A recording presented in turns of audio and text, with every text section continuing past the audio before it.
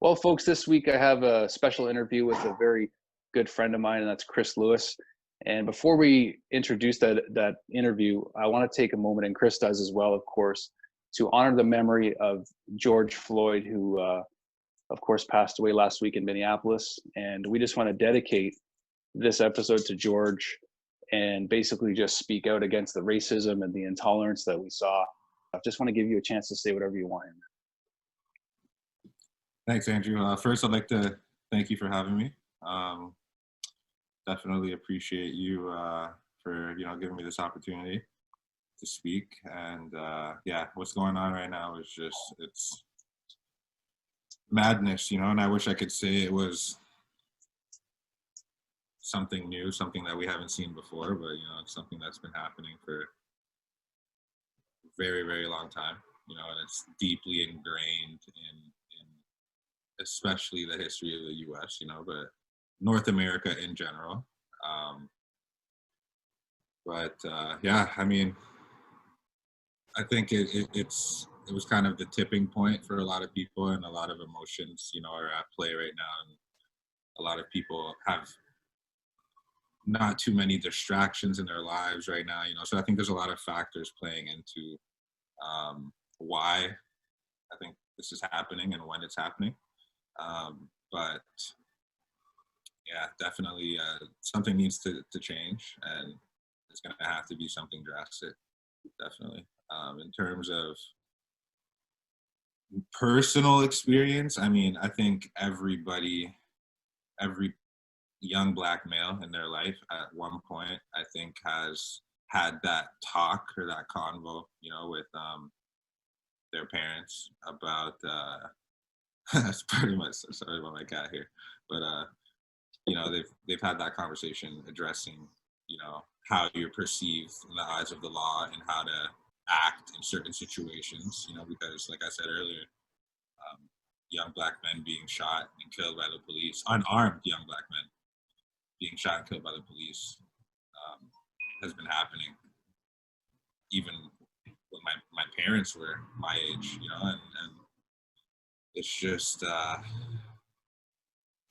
crazy. It's just so hard to even wrap your head around, that it's still happening at this time.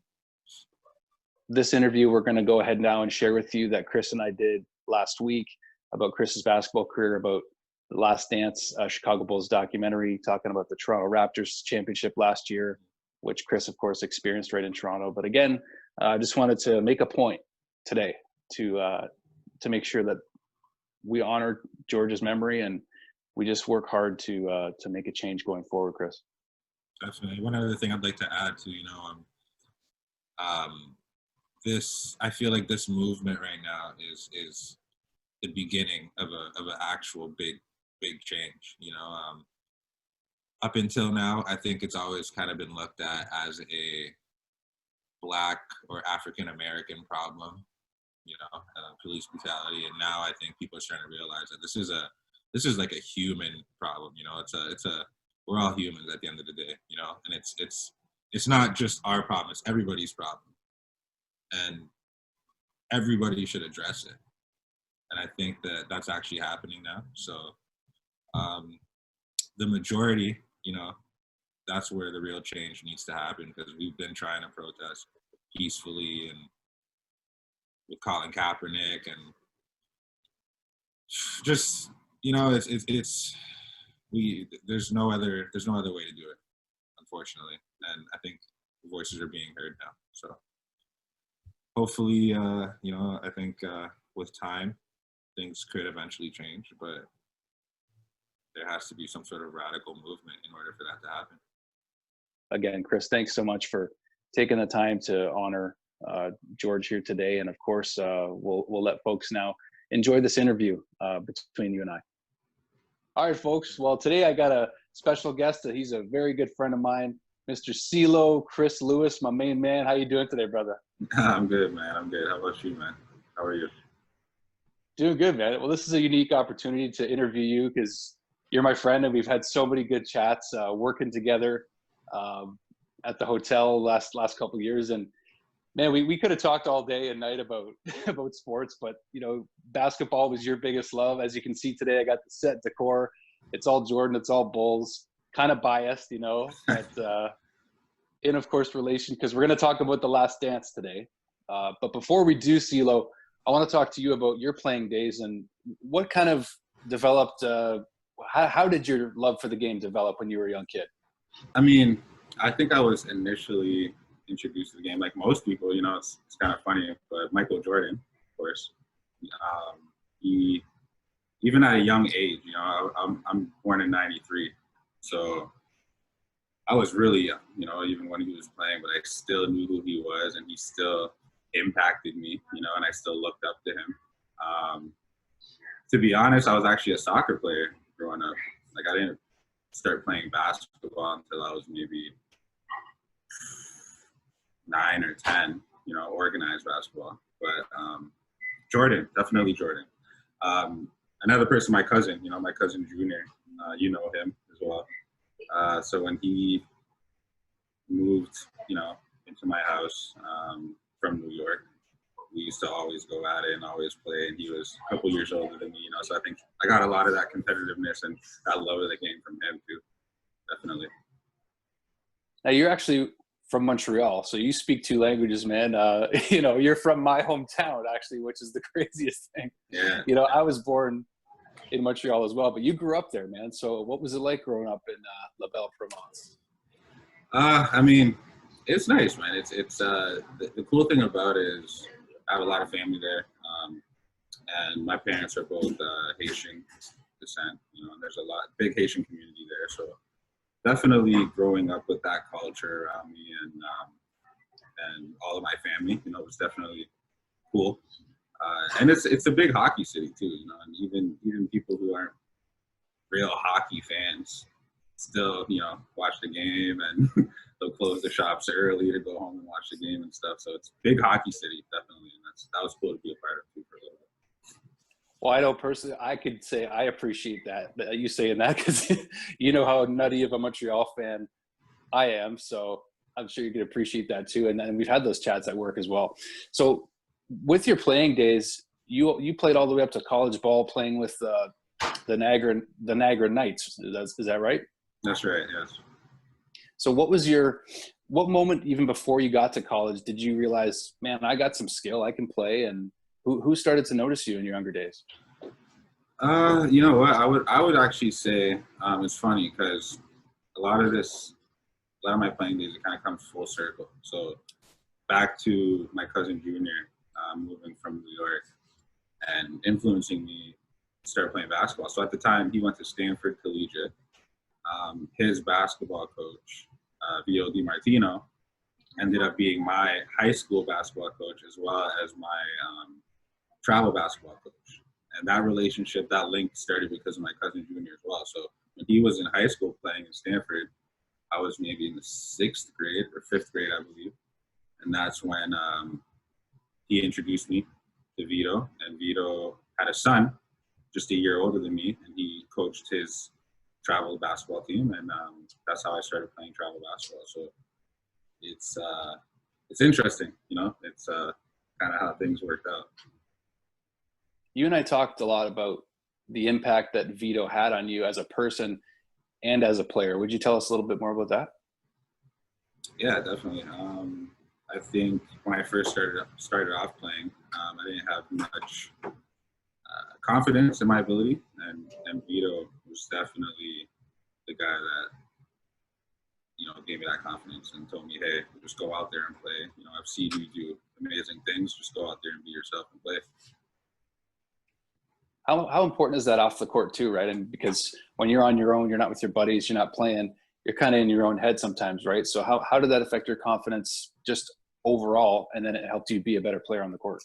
Oh, it was everything that I learned, on the basketball court translates to life, definitely.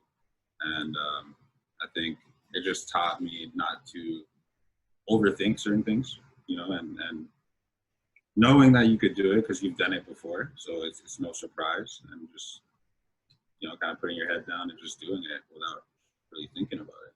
And I think that's one of the, now that we're talking about it, saying it out loud, it's definitely one of the most valuable lessons I've had in life, for sure. Well, I know for sure that playing college ball isn't easy. So tell us a bit about your time playing at Niagara College for the Knights. It was interesting, you know. So I had actually got a scholarship. Now, the gentleman so the head coach at the time when I was in high school was a guy that I was familiar with.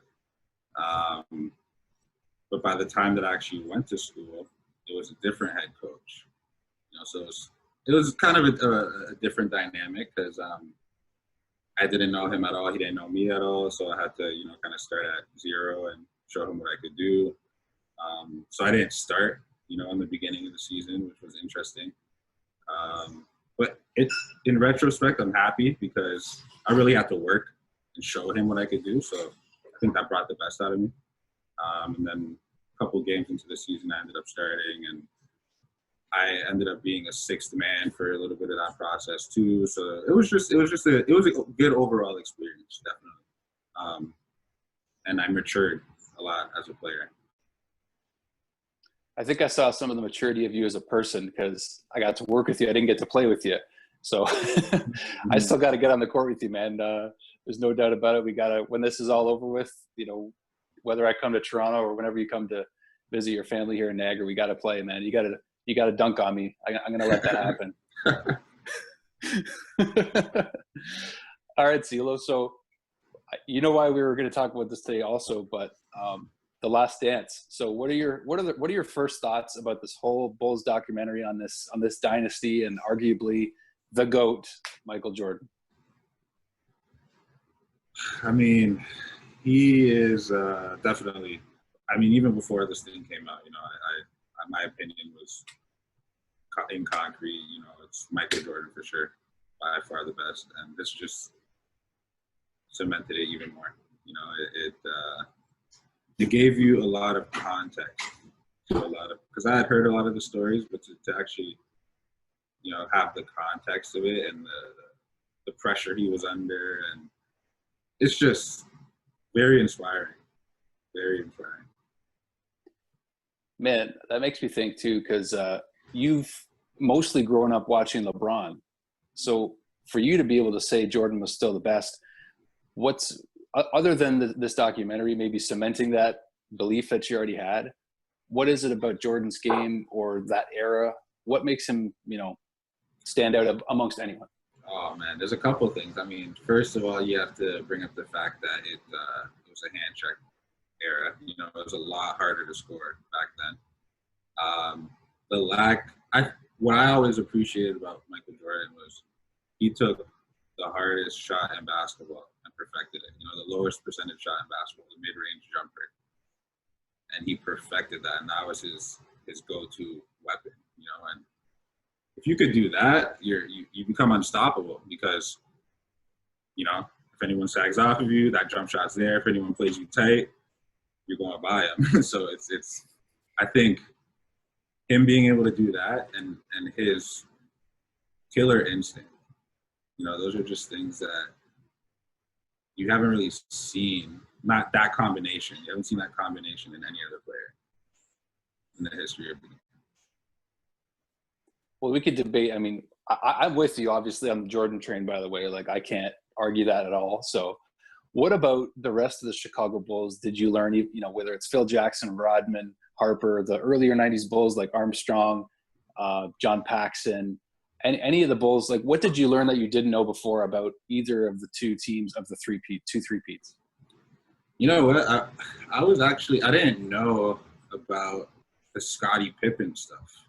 You know, like him delaying his surgery and him feeling undervalued to a certain extent. And then the one thing that really shocked me was that one game when he didn't play, or he kind of gave up before the game was over. And I think it was Tony Kukoc that ended up hitting the game-winning shot. Anyways, but those stories about Scottie, I didn't realize. You know, so that was very surprising to me. And I didn't realize either how big of a role Bill Cartwright played in the first three-peat. He was really the vet, the senior holding the team together. And I had no idea until the documentary. There was a lot of stuff, man, and that was like 10 episodes of like in-depth, just so much context to the Bulls that you didn't know before. Yeah, I can say the same with you, man. I mean, there's so many things that I didn't know about, even like during Jordan's baseball playing days. They even addressed the issue with his dad, you know, how there was no evidence to suggest that there was any, you know, reason why he would have been killed because of Jordan's gambling debts and stuff like that. And I thought that was important for them to hit on. But now you do have with you a very special collector's item, talking about Jordan's baseball days to when he returned. So can you just show us what you got over there? yeah, of course, I'd love to. Okay, now keep in mind, this is meant for a frame. I still just got to order it. Trying to figure out where to put it. But it is a Mitchell & Ness Hardwood Classics original. Thing of beauty. Thing of beauty. And like we were talking about earlier, you know, it's a controversial piece. You know, a lot of Bulls fans or Raptors fans, or sorry, Michael Jordan fans would say, you know, it wasn't his best year, or they would criticize, you know, that season. But I think you see the growth, kind of like what I had to go through. There's some failure there, but some failure to ultimately succeed, which I think is really cool. Definitely. Man, it's crazy. Like, I'm trying to think of what the most impressive thing about this documentary or this dynasty is. The thing that I find it's unique is that the loyalty to one team. Like, you just don't see that in today's NBA. Not just with LeBron, but I mean with, you know, Kevin Durant, with, you know, I'm trying to think off the top of my head, some other superstars that have obviously gone from team to team. And what do you think about that? The difference between that era where there was like one team loyal, now it's like super team. What are your thoughts on that? To be honest, you know, I miss that. I think, like you said, you don't really see guys like that anymore. I mean, the last person that I could really think of that did that was Kobe, you know, or even, I guess, Paul Pierce did it too. But yeah, you don't see too many guys doing that now. I think that's something that should be discussed when determining who's the greatest. You know, loyalty to one team. I think that's a factor that should play into it. But the game's changing at the same time. You know, players aren't getting paid like they weren't getting paid like they are now back then. You know, so it's a lot easier to be loyal to a team when there's not someone flash your money in your face on another team. You know, so I don't know. I just think the game is changing, and that's a part of it that kind of has left. But I think it could come back, and it's just not like it used to be. It is a different time. There's no doubt about it in sports in general. I mean, it's the salary cap world, right? Yeah. So that's what we're dealing with, you know, watching these guys and not understanding that side of it, right? It's like, you know, it's kind of a bit of a temptation to say, oh, here's $90 million. If you want to come play over here, you think about your family, you think about all these other factors into it, right? Now, you mentioned a minute ago there, Kobe Bryant.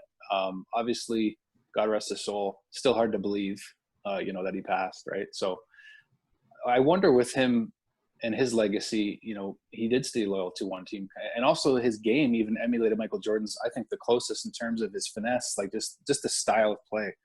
Talk about Kobe's impact on the game, and also even for you personally.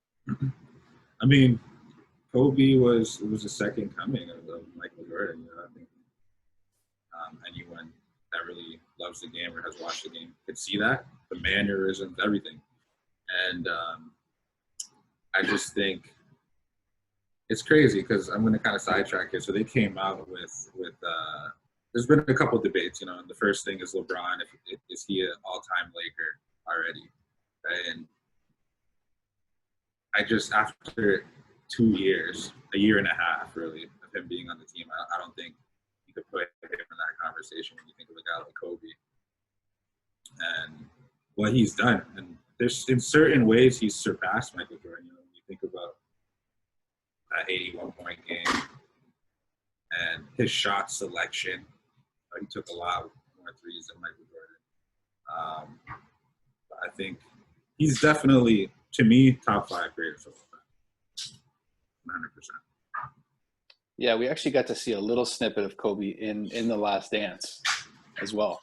And the relationship, the impact that Jordan had on Kobe specifically. We saw Michael Jordan even speaking at Kobe's funeral, even mentioning, the Jordan crying meme and getting some comic relief out of the Kobe Bryant memorial service there. But yeah, it's crazy, man. Like the impact one player can have generation to generation. And we got to see all 3 of these guys and are still watching LeBron as we speak. So I think he's got a lot to prove, but I think he also has a lot to brag about too in terms of points. He's got a lot of individual records. So how do you contrast individual records to, say, team championships? Because it is a team sport. What do you value, would you say? I think, to me, it's a balance of both. One thing that you have to think about is every championship is different in terms of contribution from players, right? It's funny. I was watching. There's a podcast with Matt Barnes, and he was talking about his Golden State championship in 2017. Now he doesn't even really consider himself a champion based on that season because he feel like he didn't contribute to that championship. So in the debate, there's guys like a Robert Horry, for example, right? He has 7 rings, but you don't ever talk about him when you're talking about the greatest players of all time because his individual stats aren't there, right? So I think it's a balance. A guy like Wilt Chamberlain, who kept losing to Bill Russell. Like if you look at his individual stats, he's probably the best player of all time. When you look at his career stats, what he averaged, but because he wasn't a champion and didn't win, you can't put him too high on that list. So I think personally, I think championships add a little bit more value to the argument. Maybe like a 60-40 split. Yeah, I think so too. And you know what? What I appreciate about it is the way Jordan changed his style of play in the early 90s when Phil Jackson came in. So talk about, you taught me about how the triangle offense worked when we were talking about it at work. So just explain how that changed, Jordan's approach to the game and the Chicago Bulls and how that helped to involve the entire team more so in those championships. Yeah, it's interesting. I'm actually reading Phil Jackson's book right now. It's called 11 Rings, and it talks about coaching Michael Jordan, of course, during those 2 3-peats. And he brought a Zen, like kind of a Buddhist approach to the game, as well as a militant type of structure. So there'd be certain times where he would let guys, go at it, because he would know that it would fuel them in a certain way. And he understood Scottie Pippen, as you saw in the documentary. He understood sometimes you just got to let that guy go and do his thing, because at the end of the day, he has to do what he has to do off the court to perform on the court. So I think Phil Jackson coming to the team was a huge part of Jordan's success, a huge part. Did you mention too, I wasn't sure if you meant Scottie or Rodman, because I know Rodman needed some distraction. That's what I meant. Sorry. Yeah, that's what I meant. I misspoke. Yeah. I'm like, I don't want to correct my brother. I just I had a hunch there. Yeah, Rodman. Because he was, Jordan, they had to go to Vegas and get him out of his hotel room.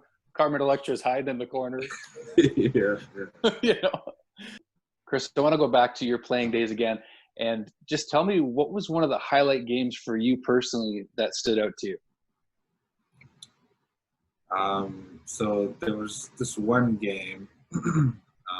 This was a high school game. It was for a tournament. It was called the Ivan Foster Tournament. Now they held that every year at St. Catherine's Collegiate. So we were in the final of the tournament.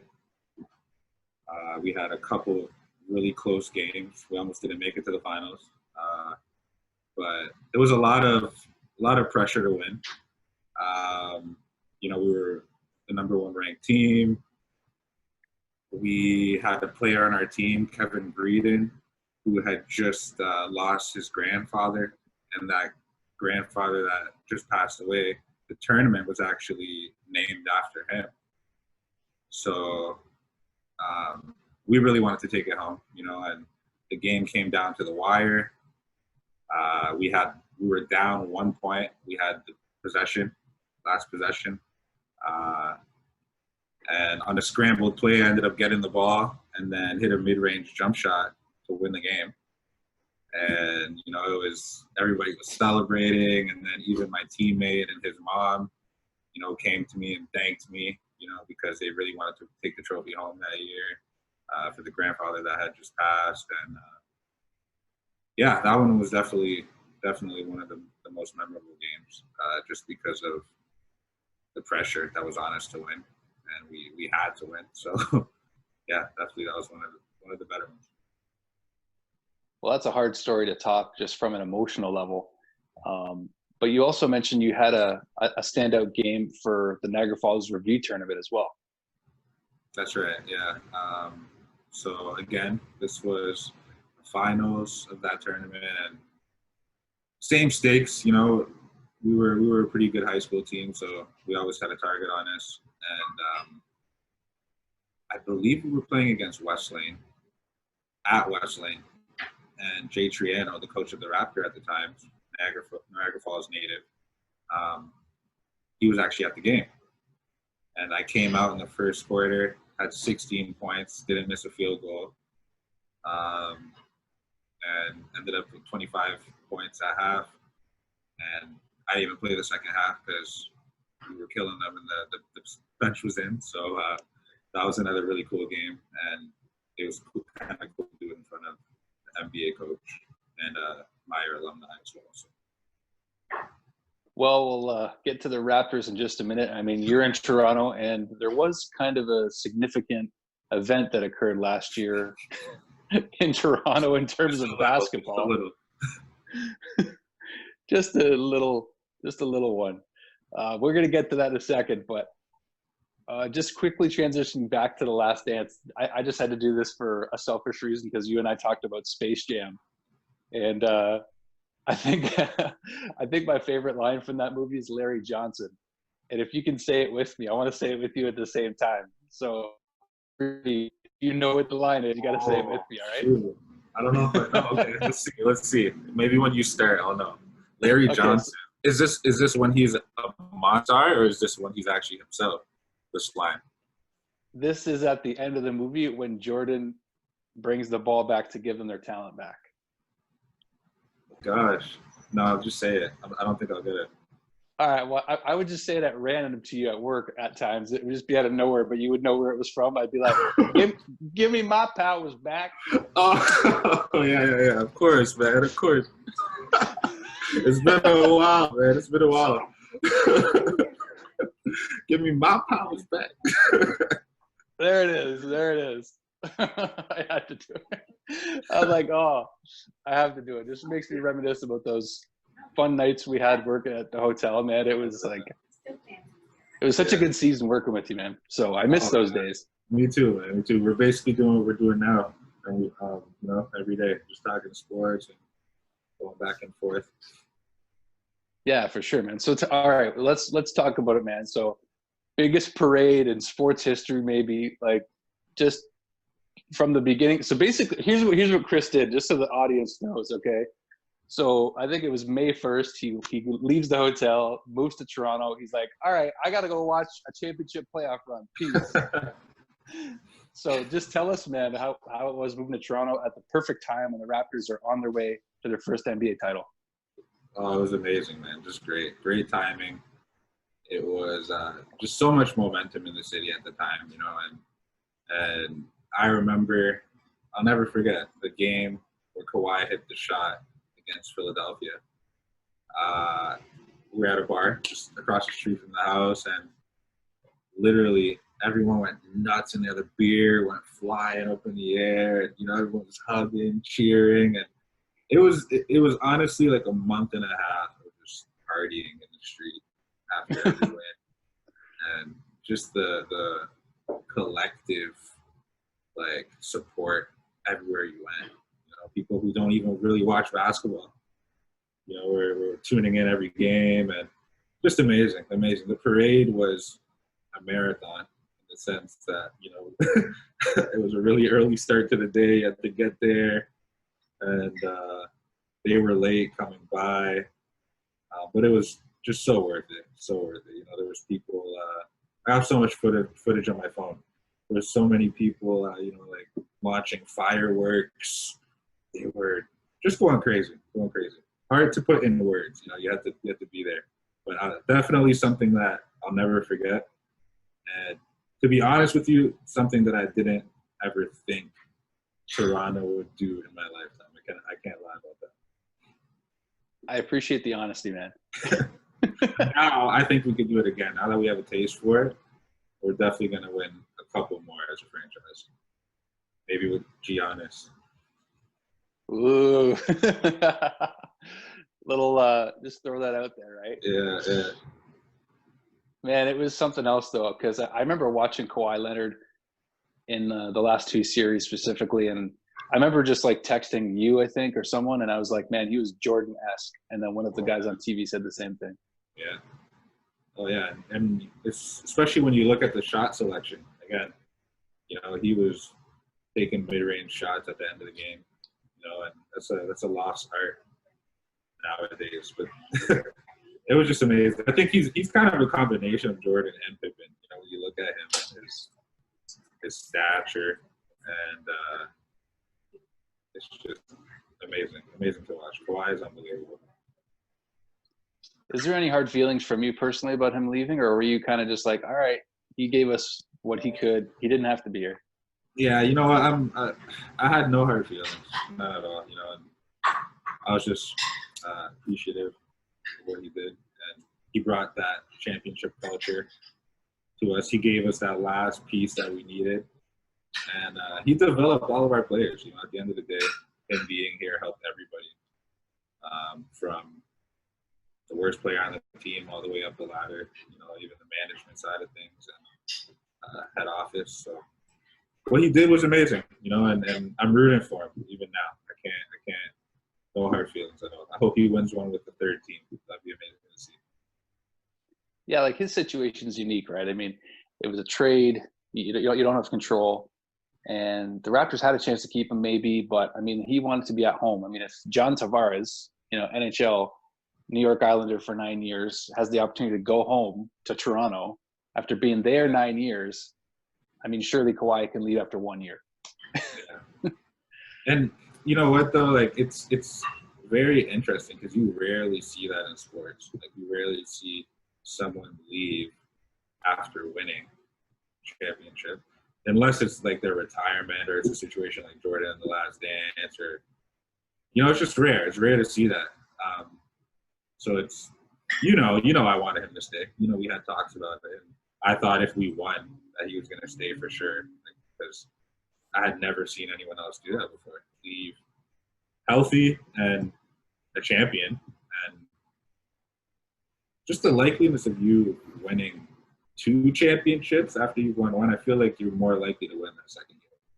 When you look at the history of the NBA, there's a lot of teams that have won 2, not that many that won 3. Yeah, that was another reason Jordan didn't retire earlier the first time, was because he's like, Larry Bird, Magic Johnson, they never won 3 in a row. Exactly. So with Kawhi, I think you even told me, you're like, after he hit the shot, or it was before the finals against. Yeah, it was. I'm like, he stayed. He stayed. And I remember you had one of your buddies saying, no, he's not going, da, da, da. And, you know, your buddy ended up being right. Oh my gosh, I forgot about that. Yeah. We were looking so forward to being like, Yeah, what's up? What's up? Yeah, no, he's right. He knew. Yeah, I don't know. He had some info that we didn't know. I'm just kidding. Yeah. You know what? Like, nobody could have predicted how that was going to go down. It was so up and down. The media was like just chasing the guy in a helicopter. Like, yeah. There was no way to predict that, man. It was a classic case of being lost in the sauce. I was lost in the sauce, man. You know, I was just so wrapped up in it, you know. And Wrapped up. I think Yeah, exactly. Didn't mean to It's so true, man. All of us got wrapped up in it. Like it was such a moment to behold. Like as Canadians, right? It wasn't just a basketball fan. I mean, that's why that team was able to draw fans from all over the place. Whether it was okay to be a bandwagoner at that point. Didn't you think so? Oh yeah, of course. Yeah, man, it was more than just basketball at that point. It was, like you said, a nation behind them, and I think it's really good for the game to see Canadians get behind it, and this just increases the possibility of us maybe getting a second franchise. It would be amazing. I know you'd like to see that maybe in Montreal. Oh, please, Le Centre Bell, bienvenue. Come on, welcome. Like, yeah, it would be nice. I mean, I think Montreal could eventually turn into a basketball city. I mean, they just need to have a winning team. But Vancouver makes sense too. you think we could see a return of? Well, I guess Memphis is going to keep the Grizzlies name. So what do you think the new? I don't know. Like I'm trying to think what franchise has no. There's some franchises that struggle with attendance. Maybe like I feel like Charlotte doesn't have that much attendance, but you know what? It's Michael Jordan there, so they're not going anywhere. Maybe add 2 teams or something. I don't know. We'll see. Last question I want to ask you, man. So, what job, if you had a choice, like whether it's playing or whether it's working in basketball, what's a dream job for you? Whether it's like the Raptors or any team, what's one dream job that you would love to do in sports, namely basketball? I mean, playing would be great, you know, of course. But if not that, I would probably say, I mean, right now I'm like in the industry of managing artists and stuff, so maybe like representing athletes as a sports agent or something along those lines. So, you know, kind of facilitating sponsorship opportunities and that type of thing. That's something that you're doing kind of right now, you said? Yeah, but more on the music end. Oh, okay. Yeah, so with musicians and artists. Well, you definitely have the managerial stature, you know, because you were my manager for for a year and a half. So awesome stuff, man. Well, this was so much fun. Let's do this again. Talk some more basketball. We could talk all day about The Last Dance. It's fun to talk about your career, you know, all the stories that you have. So thanks for taking the time for me today, brother. Of course. I just want to say one more thing. For all the haters out there who think the 45 season was trash, remember that double nickel game at MSG once all stakes were high. That's all I got to say. Great way to end it, my friend. I just watched that episode not too long ago. That was the one game Jordan can say 45 was on his side. Exactly. Well, CeeLo, Chris Lewis, thank you so much, my friend. Once again, can't wait to do this. Sounds good, man. Thank you for having me.